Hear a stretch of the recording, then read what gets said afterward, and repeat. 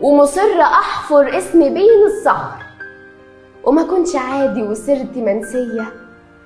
أنا واقفة حارب كل حقد وقهر، أنا واقفة زي الجبل ومعفرة وقوية، أنا واقفة زي الجبل ومعفرة وقوية.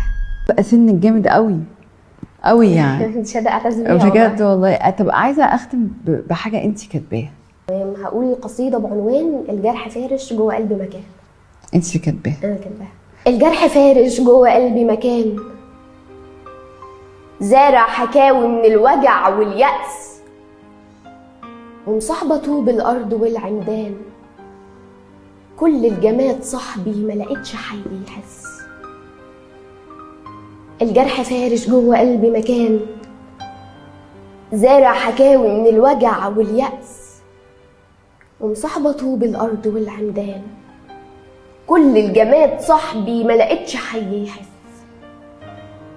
الوحدة صاحبة في الطريق الجاي، والدمع جوه القلب ملهوش زي، وانا عمري لسه بيديتي فيشب، ملقاش ايدين تنشله من كل وجعه الحي، ملقاش ايدين تنشله من كل وجعه الحي.